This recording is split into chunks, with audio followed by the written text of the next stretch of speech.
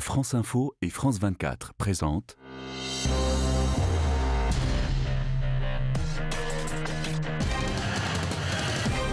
Bonjour, le naufrage, voilà plus de 15 jours d'un navire surchargé de passagers nous ramène à cette triste réalité.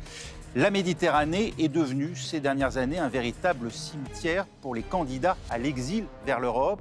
Plus de 27 000 sont portés disparus depuis 2014 en tentant la traversée. La mer de tous les dangers, on en parle aujourd'hui avec Amara Makoul, rédactrice en chef du site Info Migrants. Mais d'abord, retour sur ce dernier drame en date, d'une ampleur sans doute inédite, car si 82 corps ont pu être repêchés, ce sont sans doute des centaines de personnes qui avaient pris place à bord, selon les témoignages. Une épreuve pour les familles qui attendent toujours l'identification de leurs proches via des tests ADN. On voit ça en images avec Lionel Feuerstein pour France Télévisions. Depuis quelques jours, les 104 rescapés du naufrage sont ici, enfermés dans ce camp. Suhaib Dar est venu spécialement d'Angleterre avec l'espoir de retrouver son frère. Allez là-bas et montrez-leur la photo. Le garçon pakistanais faisait partie des 750 passagers estimés à bord. S'il n'est pas là, j'irai le voir à la morgue si je le trouve. Ici, c'est ma dernière chance de le voir vivant. 12 Pakistanais ont survécu au drame. 2 d'entre eux acceptent de venir à la grille. Ils ont une mauvaise nouvelle pour lui. Mon frère était bien sur le bateau. L'un de ses gars me l'ont dit. Ils m'ont confirmé qu'ils étaient assis à côté de lui, qu'ils mangeaient ensemble quand ils le pouvaient. Eux ont survécu, pas lui. Il a dû disparaître dans l'eau. Cette famille égyptienne est sans nouvelles d'un cousin porté disparu. Devant la grille du camp, ces rescapés disent ne pas le connaître. Mais ils lui racontent le moment où le navire a chaviré. À côté du bateau, il y avait celui des gardes-côtes qui l'a suivi pendant plusieurs heures. À un moment donné, ils leur ont envoyé des cordes pour les aider et après, sans raison, le bateau a chaviré. Il s'est retourné 2 fois et d'un seul coup, tout le monde a coulé. Est-ce le mouvement de foule qui a fait chavirer le chalutier surpeuplé? Il l'ignore. Une chose est certaine, plusieurs autres bateaux ont croisé sa route avant le drame, comme témoigne cette vidéo filmée par un marin d'un navire marchand. Le navire bondé a pourtant continué sa route, malgré les signes visibles de détresse à bord. Mais à Malakassa, difficile pour nous d'en savoir plus. Nous ne sommes absolument pas autorisés à rentrer dans ce camp malgré nos demandes, ni à parler directement aux migrants. Depuis 1 an, en Grèce, la presse est tenue systématiquement à l'écart des camps de migrants. Nous sommes partis plus au sud, à Kalamata. Ici, d'autres familles de migrants attendent désespérément des nouvelles. Je cherche mon frère depuis 3 jours. Je ne fais que ça et personne ne nous aide. Certains ont même donné leur ADN pour permettre l'identification des corps, car les autorités leur refusent l'accès. Amara Makoul, on est sûr que ce sont des passeurs, les 9 rescapés arrêtés après le naufrage et accusés aujourd'hui par les autorités grecques. Alors, ce qu'on sait, c'est qu'ils ont été désignés par les naufragés comme étant des passeurs. Et les naufragés ont également dit que le capitaine du bateau, dont on peut penser qu'il était le chef de ces passeurs, a quitté précipitamment le navire avec un petit canot de sauvetage quelques heures avant que le bateau coule. Maintenant, dans la réalité, c'est un peu plus complexe de déterminer qui est un passeur, qui ne l'est pas. C'est sûr qu'une enquête est nécessaire. Pourquoi c'est complexe? Parce qu'on sait que dans certains pays, notamment en Grèce, des migrants sont poursuivis, accusés d'être des passeurs. Mais comment est-ce qu'on sait qu'ils sont passeurs? Souvent, c'est parce qu'ils tenaient la boussole. Souvent, c'est parce qu'ils avaient le téléphone satellitaire à la main. Souvent, c'est parce qu'ils tenaient la barre du navire. Maintenant, certaines ONG disent, avaient-ils le choix? Il s'agit aussi de guider le bateau. Souvent, les trafiquants les mettent dans le bateau et ne leur reste pas d'autre choix que de le mener. Ils désignent l'un d'eux comme le meneur. Il y a aussi un autre phénomène qu'on connaît, qui est connu, qui est en fait que, notamment en Libye, certains migrants n'ont pas assez d'argent pour payer la traversée. Ils sont là depuis des années, ils négocient avec les passeurs de réduire le prix, le tarif, ou de passer gratuitement et deviennent des aides-passeurs. Ils travaillent avec les passeurs pour pouvoir passer. Donc, il se peut aussi que ce soit ce cas-là. On vient d'entendre des rescapés évoquer l'opération des gardes-côtes grecs qui ont envoyé des cordes au navire avant que ce dernier chavire sans raison. Vous pensez qu'il y a matière à la enquête? Bien sûr qu'il y a matière à enquête concernant l'attitude des gardes-côtes grecs qui interrogent à plusieurs titres. du Qui ont début. été accusés de pushback, hein, c'est-à-dire de refouler les navires dans le passé. Hein. Ça, c'est encore autre chose et on y viendra par la suite. Mais là, leur attitude dès le départ interroge. Pourquoi ? Parce que cette embarcation était vétuste, totalement surchargée. Donc, par définition, elle était en détresse. Donc, cette histoire de on a proposé de l'aide, ils ont refusé, n'a pas vraiment lieu d'être au regard du droit maritime. Ensuite, ils ont proposé donc leur aide. Ensuite, ils disent que le bateau naviguait vers l'Italie. Ensuite, ils sont revenus sur cette déclaration parce que des images, notamment aériennes, ont montré qu'en fait, non, le bateau ne naviguait pas, il était à la dérive, il était immobile et donc en détresse. Enfin, l'histoire de la corde est clé. Ils auraient attaché le bateau avec une corde dans le but de le remorquer. Certains naufragés ont même dit que c'était vers le large et cette corde a fait chavirer, elle a déstabilisé le bateau. Plusieurs naufragés l'ont dit que le bateau a tangué et ensuite il a coulé. Alors, sur les opérations de pushback en tant que telles, hein, on repousse, ça a été prouvé dans le passé de la part des gardes-côtes grecs, ces navires de migrants. Avec également la complicité de l'ancienne direction de Frontex. Alors cette fois-ci, Frontex dit qu'elle a proposé des moyens aériens que les Grecs les ont refusés. Alors oui, cette fois, c'est le cas. La direction de Frontex n'est plus dans la même attitude envers la Grèce qu'avant, puisque là, la tension en fait monte entre Frontex et la Grèce depuis quelques jours. C'est une tension qui était déjà là, notamment à cause des accusations de pushback qui persistent, et une toute récente qui a été mise en évidence par une enquête du New York Times. Également d'autres accusations de mauvais traitement envers les migrants en Grèce. Et Frontex va jusqu'à même mettre sur la table son engagement en Grèce, ses activités en Grèce. Ils ont menacé récemment de suspendre toute activité en Grèce si des garanties n'étaient pas apportées concernant les droits humains par la Grèce. En tout cas, les Grecs, hein, eux, ne semblent pas lui en tenir rigueur à Kyriakos Mitsotakis, le Premier ministre, qui a même vu sa majorité consolidée à l'occasion des élections législatives qui avaient lieu le week-end dernier en Grèce, où vous vous trouvez pour France 24, Alexia Kefalas. Oui, Raphaël Kyriakos Mitsotakis a été renforcé dans ces élections, mais on ne peut pas dire que le naufrage de ce vieux chalutier chargé de migrants ici au large de la Méditerranée, au large du Péloponnèse, n'a pas compté dans cette campagne, puisque 3 nouveaux partis ont fait leur entrée au Parlement, des petits partis d'extrême droite anti-immigration, dont les Spartiates, parti qui est né au moment de ce naufrage, téléguidé par Ilias Kassidiaris, porte-parole d'Obdoré, le parti néo-nazi grec. Ilias Kassidiaris qui est en prison inculpé pour appartenance à une organisation criminel. C'est donc dire si c'est inquiétant, et ça l'est d'autant plus que la responsabilité des gardes-côtes grecs est directement mise en cause par Frontex, mais aussi et surtout par les témoignages des 82 rescapés qui affirment que les gardes-côtes leur ont jeté une corde pour non pas les remorquer, mais sans doute pour les pousser vers les eaux, toujours internationales, mais à responsabilité italienne. D'autres affirment, et c'est plus grave, que justement le bateau des gardes-côtes grecs a contribué directement à ce que le chalutier se retourne et coule en seulement quelques minutes, en faisant ces 700 disparus. Les autorités grecques à Maramakoulou ont réussi à imposer leur récit, celui d'un accident causé par l'irresponsabilité des seuls passeurs. Vous comprenez qu'en Grèce, les électeurs éprouvent une forme de lassitude, voire d'exaspération face à cette responsabilité permanente qui leur incombe de par la géographie, celle de venir en aide aux réfugiés. En tout cas, on l'observe, et ce depuis plusieurs années, puisqu'on peut penser que cette question migratoire a pu faire monter l'extrême droite et même des partis néo-nazis comme Obdoré, qui avait eu certains succès électoraux en 2012 et en 2014.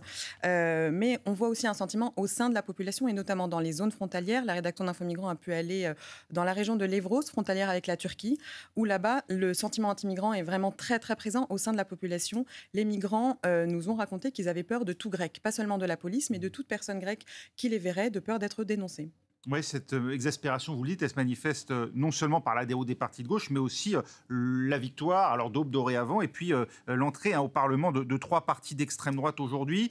Est-ce que finalement la culpabilisation de l'électorat grec, ou en tout cas des gardes-côtes grecs pour ne pas venir suffisamment en aide, voire même pour repousser ces navires de migrants, est-ce qu'elle n'a pas produit finalement sur l'électorat l'effet inverse de celui attendu ? Disons que cet argument ne suffit plus, notamment dans un pays qui a subi une crise économique relativement grave ces dernières années, et qui ne peut supporter seul une charge qu'il n'estime pas être la sienne. C'est une charge qui incombe à l'Europe. Or, les mécanismes européens de répartition ont toujours été un échec. Il y a une vraie lassitude de la population qui dit, en fait, on subit quelque chose qui n'est pas notre problème. Manque de solidarité. Pour que les pays méditerranéens, comme la Grèce, ne portent plus seuls cette responsabilité, l'Europe, elle, tente de réformer. On va en parler, de se réformer. On va en parler dans un instant. Mais d'abord, quelle est l'ampleur du phénomène en Méditerranée, Aurélie Schiller ?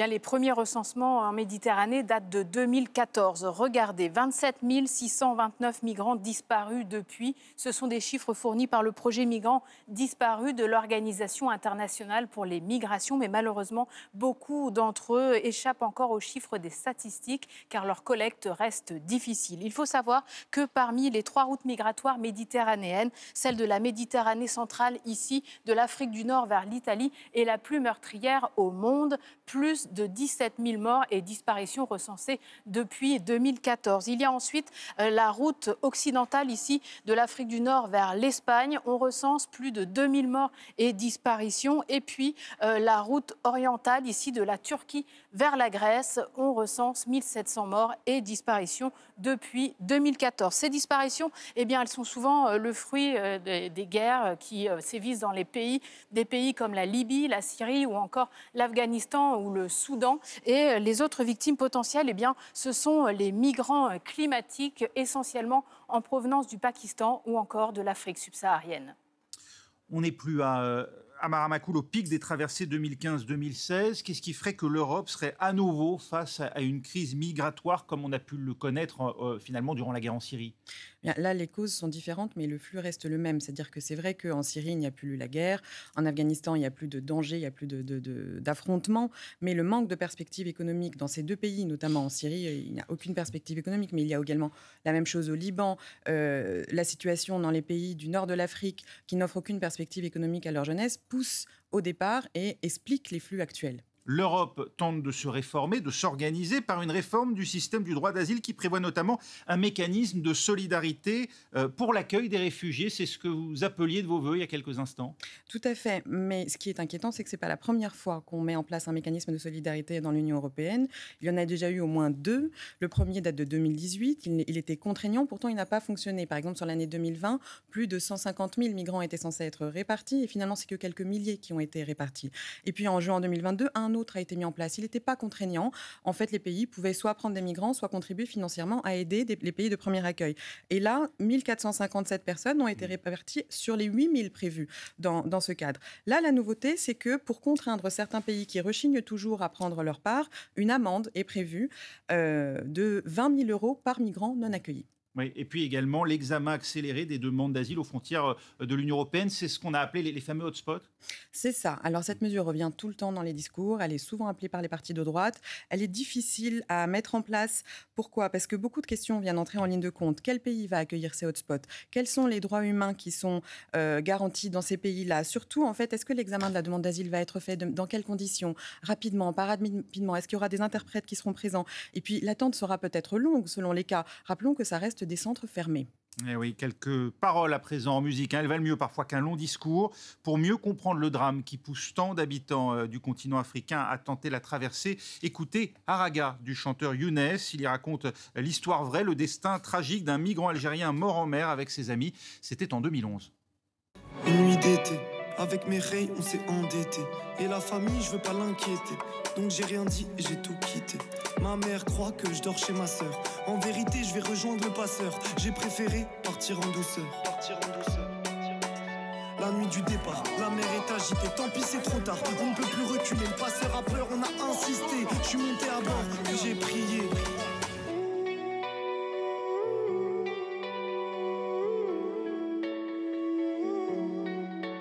Deux semaines plus tard, toujours pas de nouvelles. Au quartier des rumeurs, on espère un appel. Un jour enfin, le téléphone sonne et c'est mon prénom qui s'affiche sur le phone. Yemma tremble, elle décroche plein d'espoir, elle a bien fait d'y croire. Et au bout du fil, c'est la police. On vient de retrouver le corps de son fils. Je suis monté à bord, j'ai pris le navire, j'ai perdu la vie. Le monde dans tous ses états continue dans un instant, juste après un journal sur France 24. Restez avec nous.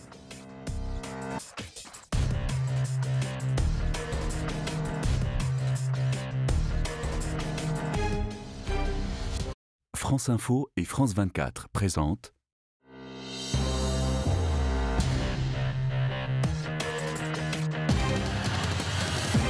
Suite du monde dans tous ses états, la traversée funeste de la Méditerranée. On continue d'en parler avec la rédactrice en chef du site Info Migrants, Amara Makoul.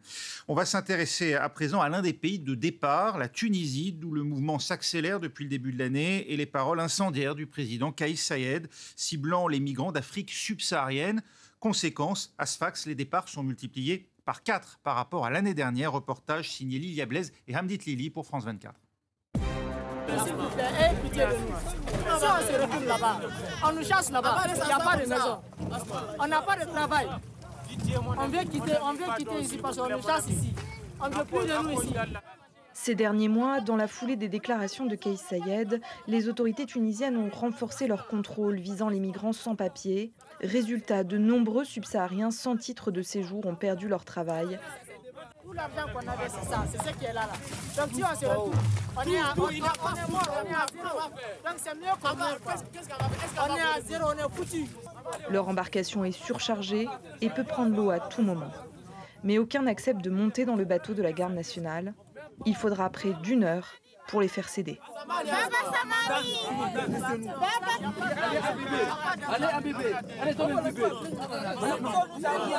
À l'aube, nous croisons un autre bateau intercepté, des Tunisiens cette fois. La plupart n'en sont pas à leur première tentative de traversée.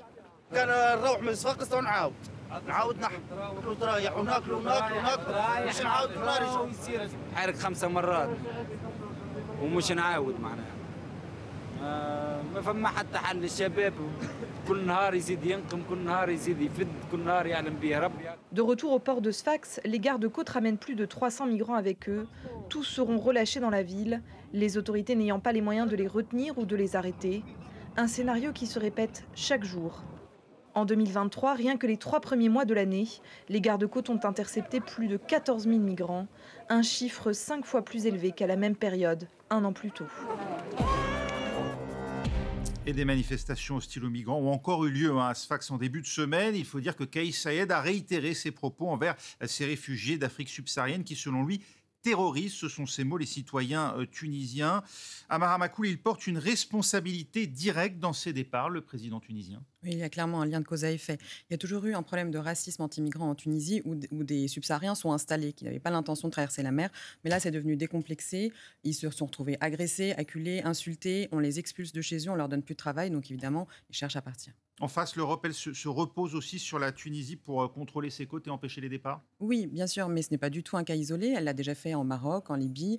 Le Maroc, c'était l'Espagne. La Libye, c'est l'Italie, puis l'Union européenne. Et puis elle le fait avec la Turquie également. On a fait de Kais Saied notre partenaire, notre auxiliaire sur ce dossier? Oui, comme avec les autres pays, pour les aider à réguler le flux migratoire vers l'Europe. On évoquait à l'instant la question des contrôles, et notamment de ces hotspots, de ces contrôles à l'extérieur de l'Europe. Vous dites c'est inhumain, c'est inapplicable, mais comment faire en sorte que les déboutés ne restent pas sur le territoire européen une fois entrés? Rien qu'en France, seuls 10% des OQTF, les obligations de quitter le territoire français, sont exécutées. Tout à fait, mais là, c'est le serpent qui se mord la queue, parce que le centre de rétention administrative, c'est un lieu de privation de liberté. Donc, en étant en état de droit, la durée est limitée. Il y a beaucoup de recours qui sont possibles. Les migrants font recours et les obtiennent. Et puis après, il y a toute la question des laissez-passer consulaires qui sont difficiles à obtenir parfois. Oui, pour pouvoir expulser Exactement. ou reconduire à la frontière une personne en situation clandestine en France ou ailleurs en Europe, il faut l'accord du pays d'origine pour la reconduction. Ce n'est pas toujours le cas. Non. Justement, en tout cas, principal pays, on l'entendait, à soutenir Kais Saied ici en Europe et à appeler aussi l'Europe à l'aider, c'est l'Italie, première destination des navires en Méditerranée. Malgré l'arrivée au pouvoir d'une dirigeante d'extrême droite, Giorgia Meloni, comment gère-t-on l'arrivée des migrants? Raphaël Shapira à Rome pour France Télévisions. Sur la question migratoire comme sur le reste, Giorgia Meloni semble avoir découvert l'exercice du pouvoir et sa complexité depuis qu'elle est à la tête du gouvernement italien. On peut dire qu'elle s'est clairement assagie. On est bien loin des outrances de la campagne électorale où, lors de ses réunions publiques, elle multipliait les sorties virulentes, criminalisant sans cesse les migrants. Non, place au pragmatisme. Et le tournant, c'est sans doute le naufrage de Cutro, ce drame de l'immigration qui avait coûté la vie à 90 personnes sur les côtes italiennes. Face à l'émotion que le naufrage avait suscité ici, Giorgia Meloni avait orienté ses attaques non plus à destination des migrants, mais à destination des passeurs, de la traite d'êtres humains et bien sûr de la responsabilité européenne. Rien à voir donc avec le blocus qu'elle entendait mettre en place en Méditerranée pour empêcher l'arrivée des migrants. Ça, c'était pendant la campagne électorale. Sa stratégie désormais, c'est donc plutôt de se montrer aux côtés des dirigeants d'Afrique du Nord, de Libye, de Tunisie, manière de dire que le gouvernement prend le problème dès le départ. Mais cela ne semble pas changer grand-chose puisque depuis le début de l'année, le nombre de migrants arrivés en Italie par la Méditerranée a plus que doublé. Raphaël Chapira vient de nous le dire, elle avait promis un blocus des navires en Méditerranée, Giorgia Meloni. Finalement, la réalité des flux migratoires a eu raison d'elle à Maramacoul, ou bien face au drame humain, elle n'a pu, comme les autres, d'une certaine manière, rester insensible? Là, je pense qu'il n'est pas question d'insensibilité, mais plutôt de droit international et maritime. Il prévoit que des naufragés puissent être accueillis dans le port le plus sûr, le plus proche. C'est souvent l'Italie, quand le naufrage a lieu en Méditerranée centrale. Alors, Giorgia Meloni a fait ce qu'elle a pu dans la marge de manœuvre qu'elle avait. Elle a établi des règles très strictes pour les bateaux d'ONG qui n'existaient pas avant. Donc là, ils ne peuvent faire qu'un seul sauvetage. En mer, avant, ils en faisaient plusieurs, ils ramenaient tout le monde au port. Donc là, un seul. Et puis surtout, elle leur attribue des ports très éloignés, ce qui leur prend du temps. C'est très contraignant pour eux et ça fait arriver un petit peu moins de migrants. Par ailleurs, elle a établi le décret Coutreau qui, avec moult mesures, lui permet d'examiner les demandes d'asile beaucoup plus vite et de procéder à des renvois plus rapidement. Elle avait marqué les esprits tout de même à son arrivée en refusant l'accueil d'un navire de migrants. C'était la France finalement qui l'avait accueilli. Ça avait provoqué de fortes tensions. Et la France avait reproché à l'Italie de ne pas l'avoir accueilli. Vous avez compris ces reproches français ? Pas vraiment, parce que on avait dit l'Italie ne sait pas gérer le problème migratoire de l'Italie, mais en fait, ce n'est pas le problème de l'Italie, c'est le problème de l'Europe. Là, il est encore question de la gestion de ces arrivées, puisque l'Italie n'a pas choisi d'être là géographiquement. Ce qui est en jeu, là, c'est pas l'intégration, c'est pas le travail, c'est vraiment le premier accueil. La gestion du premier accueil, et là, l'Italie est vraiment seule. Oui, vous comprenez, Gérald Darmanin, le ministre de l'Intérieur ici en France, qui reproche à Giorgia Meloni d'avoir fait des promesses inconsidérées à son électorat lorsqu'il l'accuse d'être incapable de résoudre aujourd'hui les problèmes migratoires en Italie. Encore une fois, c'est le problème migratoire de l'Europe qu'il faut chercher à résoudre de manière solidaire.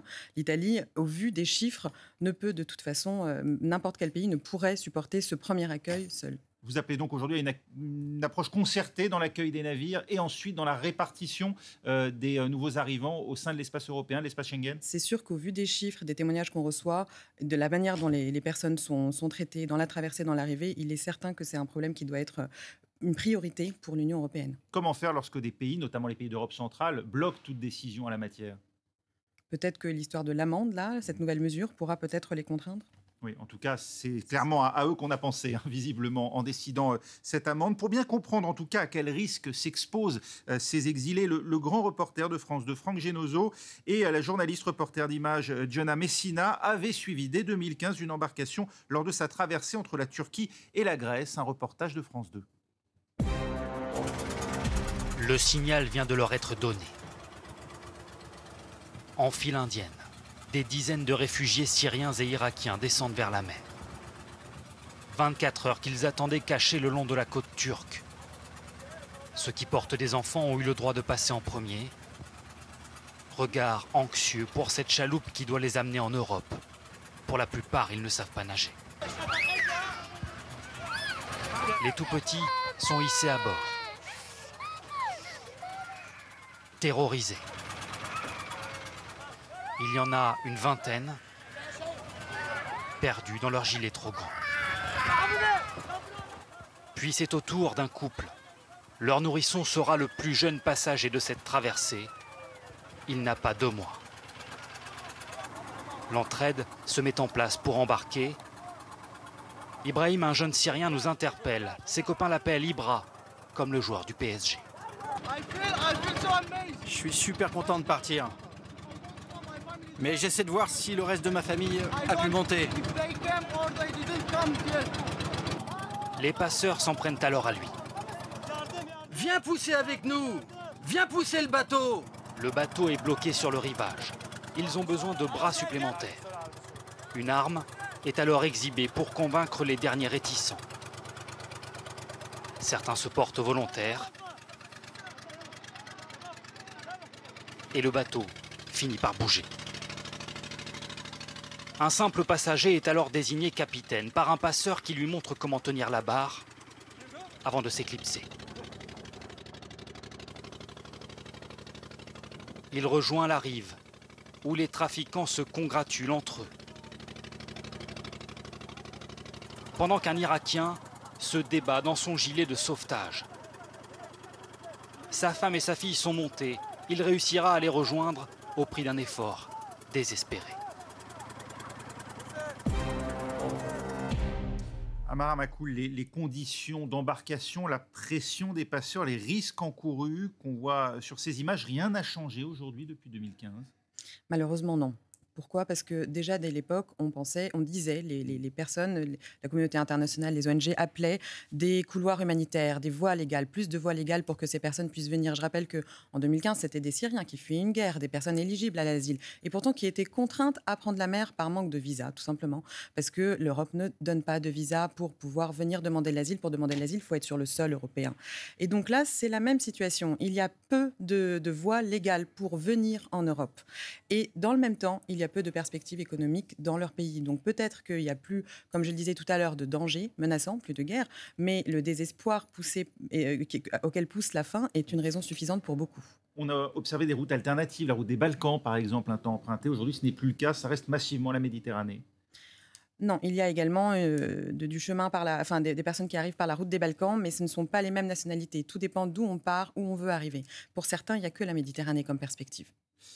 Ce qu'on voit là, ça évoluera un jour, d'après vous, avec la prise de conscience tout de même de ces drames successifs ? Alors, on ne peut que l'espérer. Malheureusement, quand on entend, nous, à Info Migrants, on recueille énormément de témoignages, on les vérifie, on les publie. Ce sont toujours des histoires de désespoir, des histoires des gens qui disent « je n'avais pas le choix de faire autrement ». Et quand on entend ça, on sent que malheureusement, ça va continuer, que poussé par le désespoir, il n'y aura que la mer pour les accueillir. Vous qui côtoyez les institutions européennes, vous les observez de près, vous sentez une évolution des mentalités en leur sein ? J'ai l'impression que les choses sont irréconciliables. On est certainement dans une position d'humanité. On aimerait, du point de vue de l'Union européenne, aider beaucoup de monde. Mais les chiffres sont ce qu'ils sont, les possibilités des pays de l'UE sont ce qu'elles sont. Et on a toujours ce sentiment de l'éligibilité à l'asile et la non-éligibilité à l'asile qui vient en fait mettre une distinction entre les migrants et finalement repousser certains et accueillir d'autres. Vous craignez des restrictions futures au droit d'asile ou à l'exercice du droit d'asile ? Rien en tout cas n'indique que c'est à craindre. Merci Amara Makoul. Je rappelle que vous êtes rédactrice en chef du site Info Migrants. Merci d'avoir été avec nous. On arrive au terme de cette émission. Merci de l'avoir suivi. Dernière émission de cette saison. Nous vous retrouverons évidemment en septembre 2023. D'ici là, très bon été à tous. Émission que vous pouvez revoir bien sûr sur nos sites franceinfo.fr, france24.com. À très vite.